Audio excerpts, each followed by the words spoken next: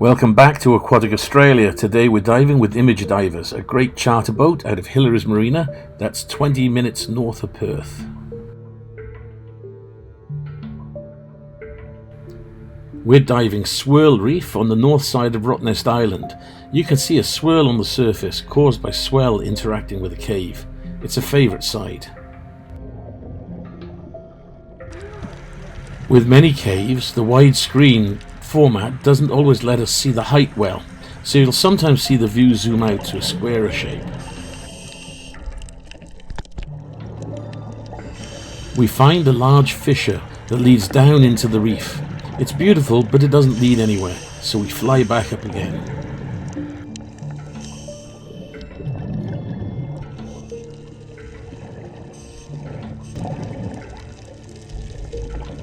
The centre of the reef is a large bowl with high pinnacles and in places steep walls. The southwest corner has 3 huge caves. The east and west side have steep walls around the rim of the crater, and at the northeast side there is a cave going through the wall to the sand. Large schools of fish gather around the peaks.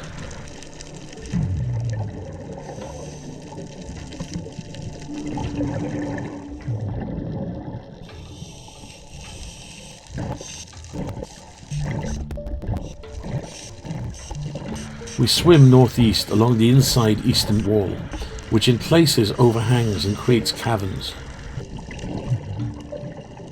and lots of ledges for crayfish to hide in.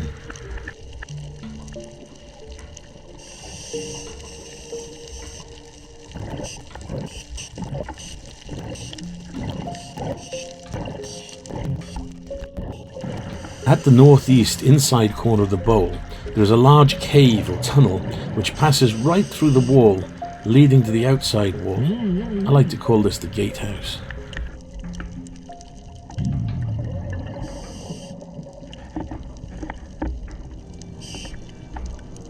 We explore around inside the gatehouse tunnel, looking for interesting life.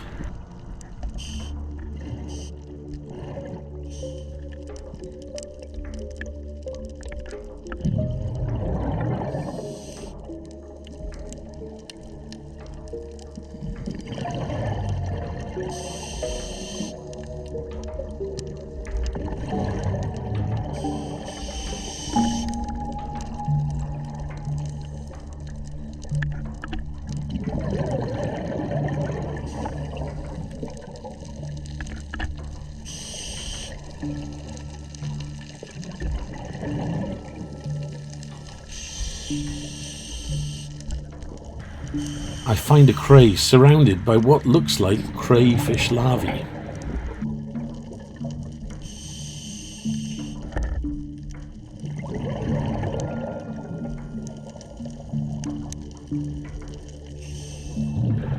We exit the gatehouse cave and swim up over the wall back into the bowl, past schools of fish, including a big school of Spanish mackerel which I couldn't film.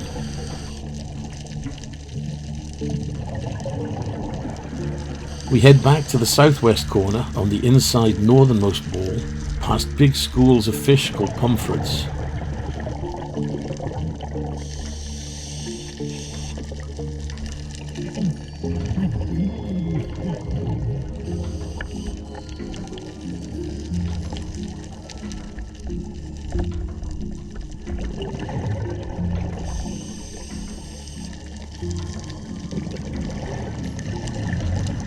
And another school, this time of bullseyes, usually a sign that a cave is nearby.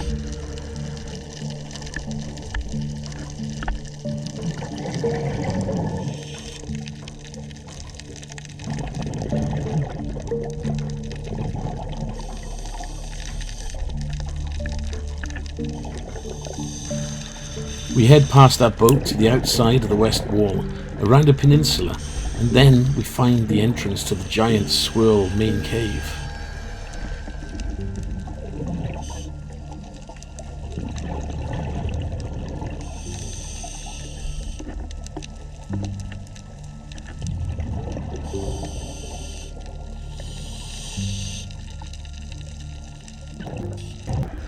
We enter the cave through a canyon, which then becomes a giant cave with 3 passages in a Y shape.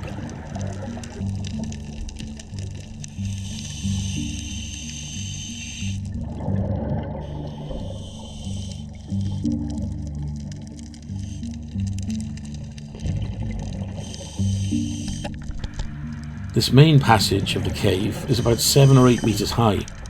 On the wall on the right is another small cave where sometimes a wobbegong can be found.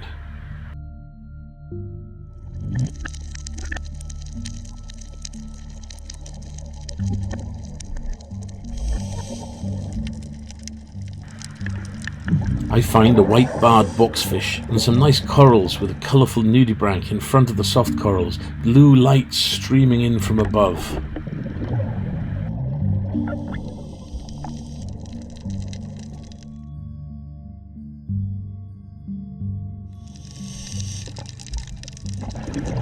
Where the big tunnel meets the 2 smaller passages, you get large arches. It's like being inside a cathedral.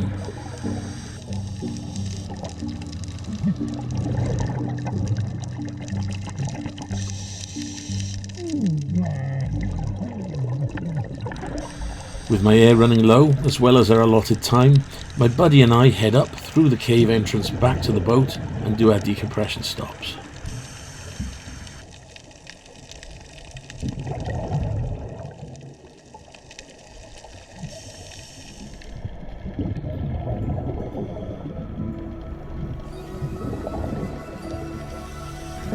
Our second dive is a fairly new site of Skipper Luke's.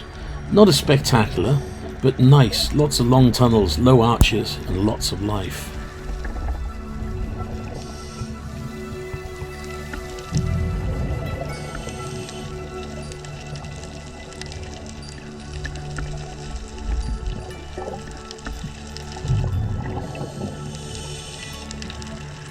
Some of the low caverns have a second level and tunnels below them. You have to be careful as the longer ones can take you into the realm of cavern diving.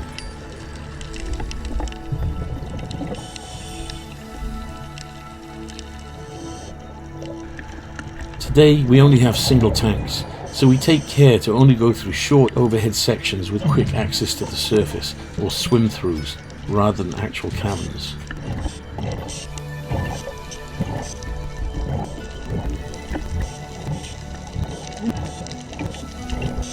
Or other times we pass through quickly, not lingering under overhead environments without secondary air sources.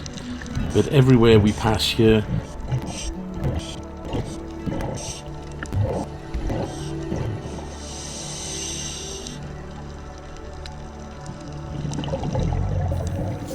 this one was probably longer than we should go with a single air source, but we went quickly from one surface access to another.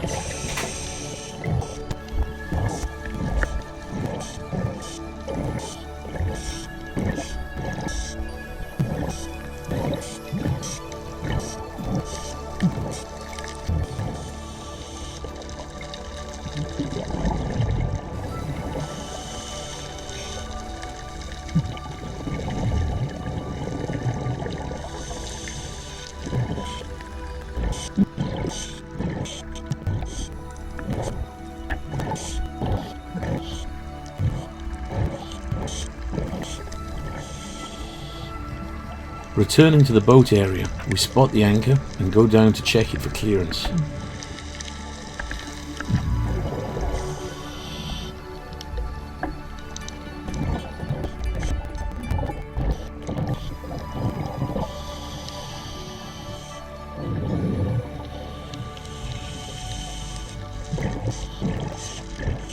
Inside one open cavern, under a ledge, we find one of my favourite fish, a Port Jackson shark, Heterodontus porto-jacksoni. This little shark is among the oldest families of sharks. They have a horn on their dorsal fin. This species shared the planet with the dinosaurs.